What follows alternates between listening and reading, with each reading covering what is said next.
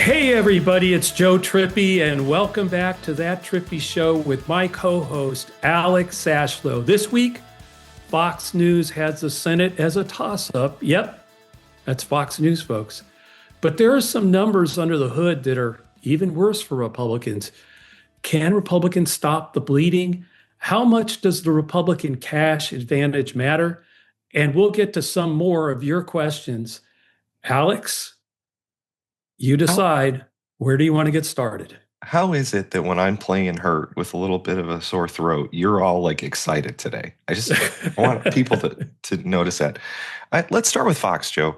Fox are releasing their first power rankings, quote unquote, for the Senate, and they have it as a pure toss-up, which got a lot of coverage. What's your reaction to that?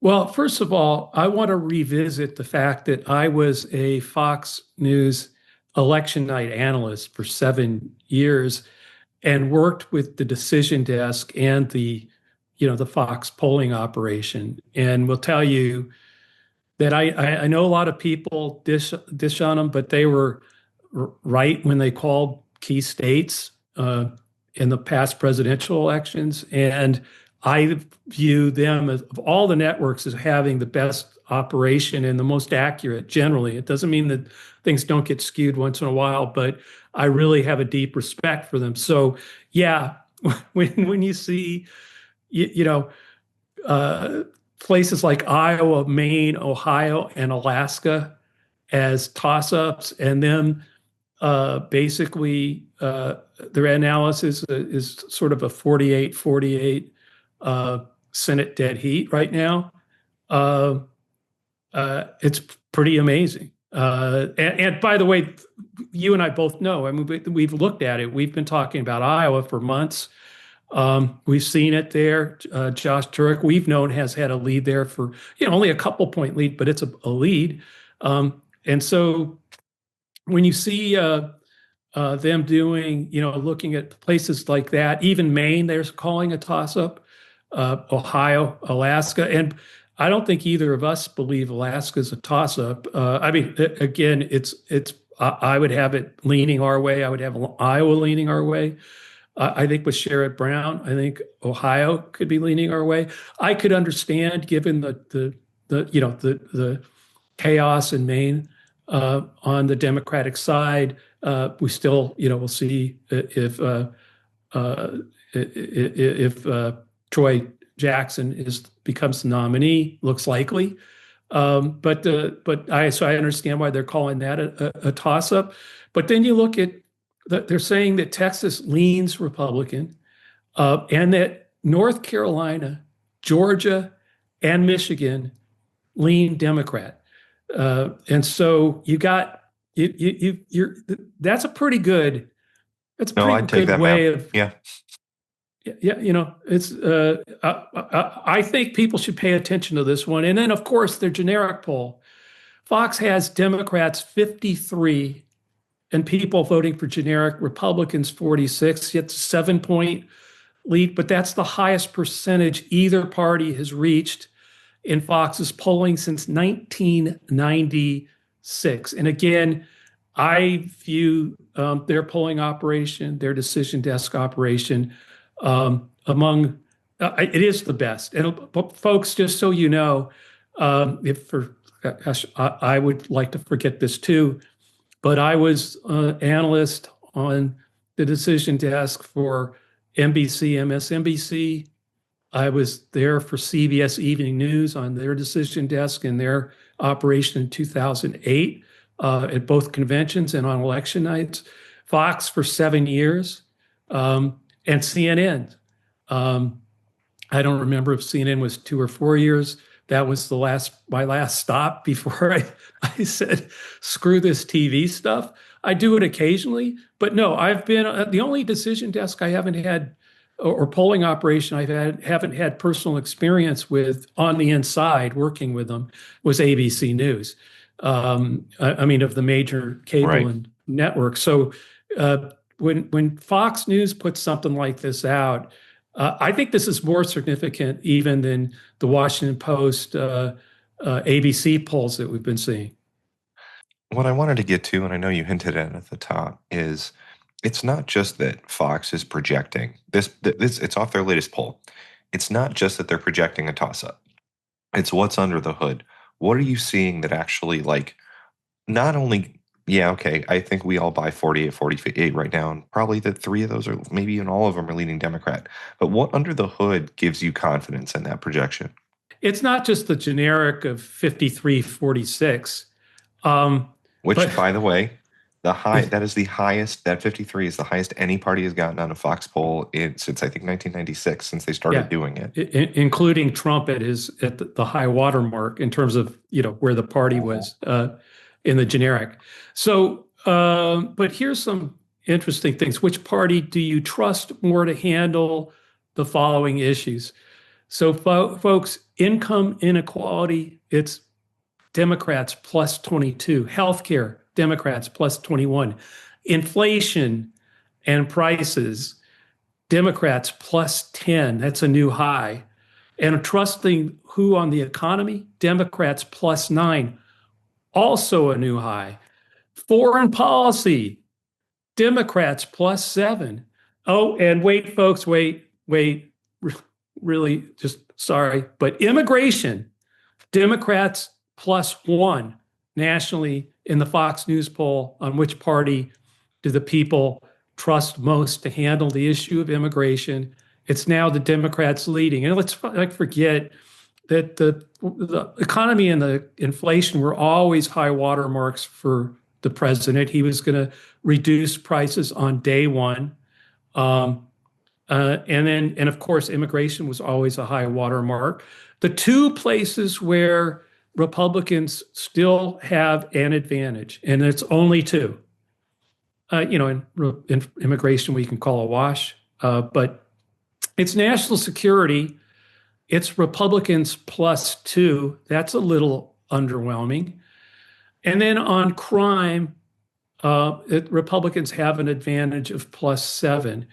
And so, when you look at all these factors, and you also look at what people say in polling about what are the most important issues, they are, as we all can talk about, been talking about since tariffs and the war and high gas prices and inflation. It's been the economy. It's what hurt Biden and Harris immeasurably in 2024. And like I said, there were promises that Trump made. He's missing the boat on this, and the party is too. And I think that's why you're seeing new highs on inflation and prices, new highs on trusting Democrats to handle the economy. And we've talked about this for quite a while. I didn't look at where independents were on a job approval. I don't know if you did, if you were able to look at that, Alex, before we got on.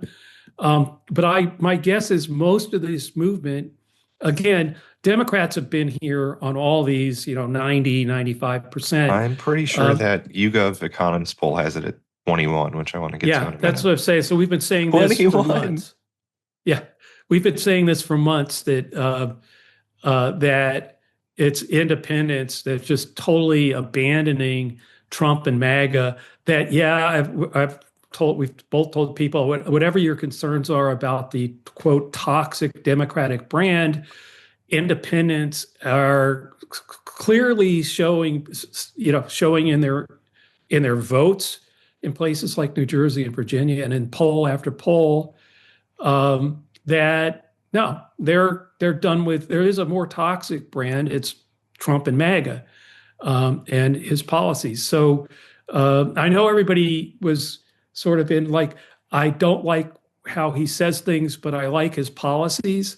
Well, MAGA, and we've seen some focus groups, Alex, where MAGA still sort of believes that, but they're not as excited about it. And independents are like, no, I don't like how he talks, and I don't like what he's doing. So if you look, and this is where all this stuff fits together. We mentioned the generic 53 for Democrats. You mentioned the generic in Emerson, it's plus 11, but it's also 53 for Democrats. You start adding that up, and I mentioned the Economist YouGov poll. Trump's numbers are still in the toilet, but it's actually what I thought was really interesting on that one. I want to come back to this. 22 points underwater with men, and he's underwater 26 points with women. I remember talking a lot in 2024 about the gender gap. This Right. has narrowed significantly. I mean, is that kind of finding its level, or is it just kind of showing that everyone is real pissed off? No, everyone wants change from what's going on in the country right now. And whether, like I said, there may be different reasons. People upset about, forever war in the Middle East, another, you know, or the tariffs, or the fact that they're farmers and they can't buy fertilizer, and when they can find it, it's too expensive. But I mean, and Right. all that stuff is building. But look, one of the back to Fox, in counties where Trump and Harris were within 10 points of each other in 2024. So Trump could be, but there's a 10-point. Harris is within 10 points of Trump. Democrats now lead in those counties by almost 20 points, 59-41. In other words, like even if there was a county where she led by 9, and remember within 10, the Democrats are now leading there in these counties 59-41. And it's with a lot of those counties were counties where Trump had a lead within 10 points. So when you put all of them together, and Democrats now have an 18-point lead, almost 20 points there. That's not even a doubling, because again, that could be a 30-point swing or a 28-point swing in some of these counties. It's pretty amazing.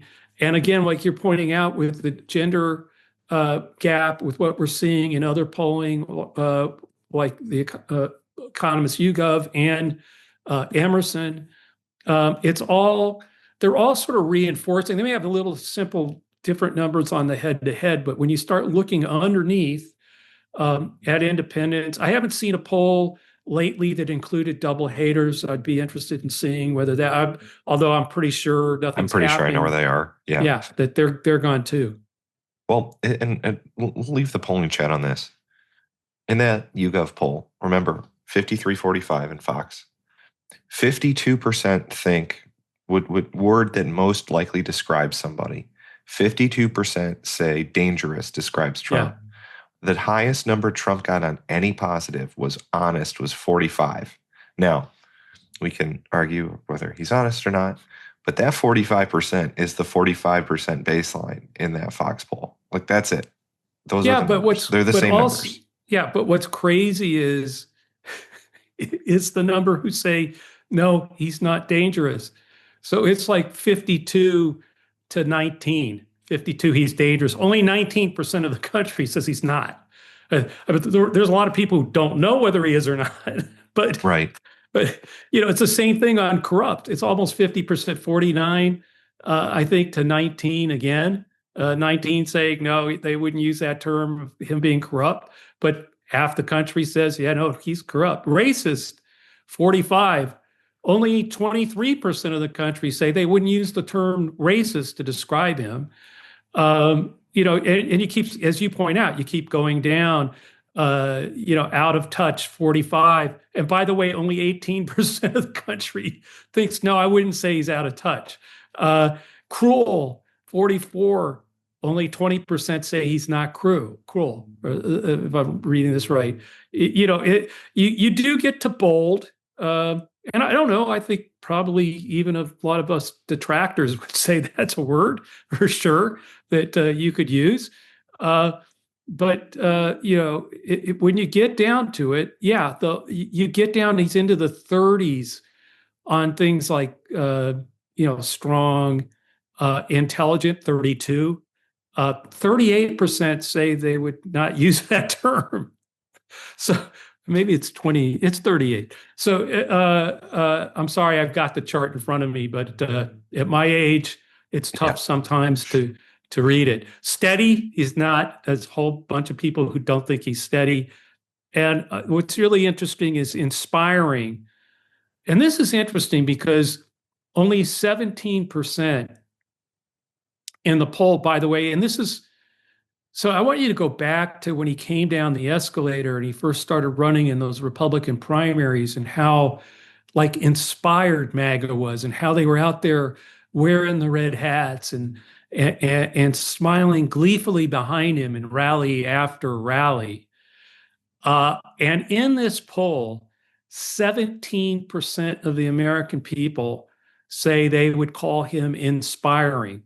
And since we know MAGA's about at least 33, 40, 45%, or not more of the Republican part. I mean, in terms of the electorate, 30% maybe, whatever. They're definitely more than 17. And they aren't finding him inspiring anymore. And in fact, the plurality, that's much higher, almost 3 times higher, if you will, is that no, a whole the majority, not the plurality of Americans, somewhere upwards of 40%, would not use the word inspiring to describe Trump. Again, there are quite a few, obviously, who are confused about whether he's inspiring or not. But it's pretty fascinating that he can't get over 17%. Republicans, by the way, forget about MAGA for a second. Republicans are roughly a third, or if not more, of the country. And he doesn't get above 30 on anything. On measures like inspiring, steady, honest. He's at 24 with honest. So you got to even a third at least of Republicans can't decide whether he's honest or not, steady or not, and he's clearly not inspiring. To even probably, I'd say upwards, if you do the math, probably about 50% of his party at least don't find him inspiring. So pretty amazing what both YouGov, Fox, and others are finding out there right now. So this is kind of where I want to go with this. We're 103 days out when we're recording this, 102 when people listen to this. How much can still change? We just basically read an avalanche of terrible numbers for Trump. I am reminded Joe Biden dropped out roughly 2 years ago this week. Obviously, a lot of things changed then. But, we've got Iran, we've got other economies. Like, how much can actually turn from here on out? I mean, look, there can always be black swan events or major events that change everything. But right now, when you look at Iran, we're right back at it, sending in more troops, more of our more planes, more everything. Oil's up over $100 a barrel again. The Houthis are threatening and have attacked two Saudi Arabian oil tankers. So it's more than a threat. They threatened it and then they attacked two of them. And if they shut down oil coming through the strait in the bottom of the Red Sea, that's going to force 7 to 8% of the world's oil supply to have to go up through the Suez Canal. And that means that oil has to go all the way around Africa, the Horn of the Cape in Africa, and up to get anything to Asia, because that was the route. The route was going down through the Strait of Hormuz and down through the strait in the Red Sea, southern portion of the Red Sea. If those both get clogged up here, then you're going to see, and that's, by the way, why oil is suddenly going over $100 a barrel again. It's not because of the increased violence in the Strait of Hormuz and with Iran. It's now that the Houthis may have entered the fray. That could draw Saudi Arabia into this thing, and that gets to what this is all about. That I'm really glad you brought this up, Alex, because let's face it, folks, we've seen this movie before. Remember Yellow Cake and the weapons of mass destruction? That was why we went into Iran. That's what the reason was. That's what they told us. But we all know what the real reason was. It was oil. It was about It was about getting control of the Iraqi oil fields and taking more control over the oil supply and that we were protecting.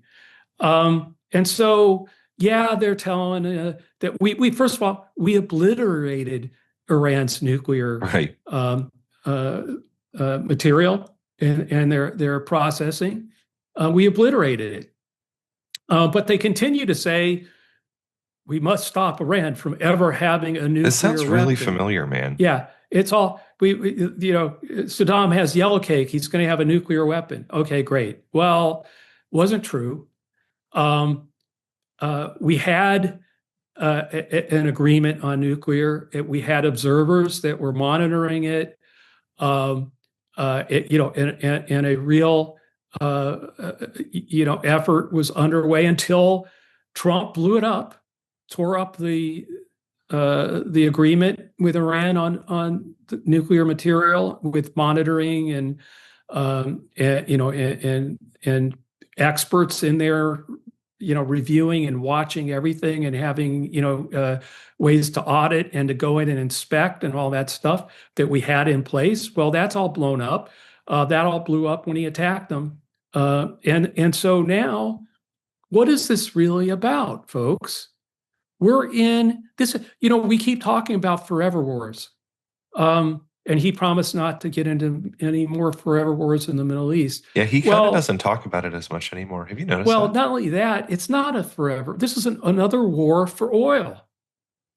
We're fighting another war for oil. It's the same war that we've been fighting, fought in Iran, in Iraq, I mean. By the way, Venezuela. What was that a war for? Was it really a war to get rid of Maduro, or was it a war for oil? Take over the oil supply of Venezuela. So, and by the way, who's winning this war? The oil war? China is, because China had built up massive stockpiles of oil, and they had invested heavily in solar and other renewable energies. And so during this entire war with Iran, they've been able to reduce their dependency on oil, oil imports 50%. They've got plenty of reserves that they just barely have begun to touch. And by the way, every time they touch those reserves, they're helping keep the barrel price down, because if they weren't doing the things they did to limit their need for oil, it would be $150 a barrel right now, and all of us would be paying even more. It's a backhanded way of saying, China is eating our lunch when it comes to this war for oil, because we're the ones that are out there in the strait. There's no way to open the Strait of Hormuz without putting troops on the ground, or putting a hell of a lot more Americans at risk than so far the president's been willing to do. On the other hand, continuing to bomb them to the negotiating table. Well, we've tried that. We tried it in Vietnam. We've tried it in Iraq. We've tried this in Afghanistan. The Russians tried it in Afghanistan. It doesn't work. And that's what we've resorted to. And why are we bombing them into the 14th century? One word: oil. Has nothing to do with their ability to have a nuclear arm. In fact, because of the stupidity of all this and their ability, when this is, we strengthened them in terms of their ability to be paid for their oil, and their ability to probably end up paying a toll for ships going through the Strait of Hormuz, or some other way that they will benefit financially when this gets resolved, whenever it gets resolved. We'll be paying more. And not only will we be paying more, they'll be making a big profit with lots of money in their coffers to build their nuclear program that, Trump says he doesn't trust them. Why would anybody trust them on that? And so he's now in this corner, can't trust them on anything they say about the nuclear stuff, but we're making them more money. and eventually, as they did during the whole first 30 days of the ceasefire, they were putting their oil was on the water and paying them. People were buying it and paying Iran directly. And so, no, that's what this is about. And if every Democrat should stop saying forever wars, he has gotten us into another war for oil in the Middle East. And I can't recall any one of those going very well for us. And by the way, this goes all the way back to when the American, when the Shah of Iran was on the throne, that was same thing. Like, hey, this is a good idea. We'll be able to have access to Iranian oil. And that's what the whole fight, every time Trump talks about 47 years ago, they've been after us for 47 years. Yeah, true. It's true. And they're bad people. And they are. But plenty of people have tried to end the Persian Empire. There have been plenty of attempts to totally wreck the leadership of the Persian people in Iran for over 3,000 years. Bombing them into oblivion is going to put them maybe back in the 14th century where, but they will remain, they will have control, they will have the ability to pay and rebuild. And that's the problem we have now. And why? Because this was a war for oil. It wasn't actually even, I know we say it was a war of choice for Trump, and it was, but what was the choice he was really making? He wanted to control the oil. The same thing as Venezuela. If you start actually following the breadcrumbs, it's pretty frickin' clear. This is a battle, another war in the Middle East for oil, which was the same reason all of us wanted peace in the Middle East, wanted a two-state solution, wanted to create renewable energy. And Trump, to his credit, was drill baby drill. So, okay, we want to be energy independent. And instead of energy independence, he has knocked out, possibly if the Houthis come in, upwards now of nearly 30% of the world's oil supply, because he actually thought, no, I can go in quick like I did in Venezuela, and American companies will be pumping Iranian oil again, like we were when the Shah was in there. And the Iranian people themselves have a memory. We may have forgotten all that, but they haven't. And that's what's empowered the regime itself. In other words, they were turning on the regime, but now we want their oil, and they've seen the movie before too. And they want their own sovereignty, and and we've set that back because one more time, we went into the Middle East to fight a war for oil.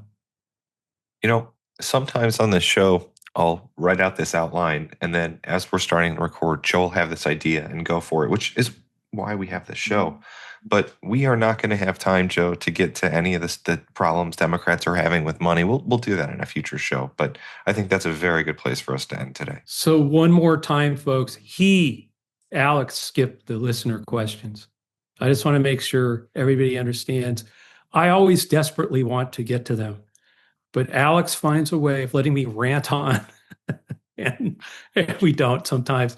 But thanks, Alex, and thanks everybody for listening or watching that Trippi Show. Make sure to join us at sez.us. It's a civil social network for real people, not bots or algorithms. Check it out, sez.us. The more of us join and start the conversation civilly and coming together with real solutions and real tools to attack what's happening in this election and to make sure democracy stands. That's what we're trying to build there, as well as the fact that this podcast will always be free and part of Lincoln Square. So check out the latest at lincolnsquare.media. Also, if you're listening to this episode on YouTube, please like and subscribe to get alerts when we post the next episode. It helps us get other people to find us there. So please do that. And you can always send us a question to thattrippyshow@gmail.com or leave us a question and review on iTunes. And Alex promises that next week we will get to a few of them. See you all, folks. And I'm just poking Alex. That's all. Take care. See you next week.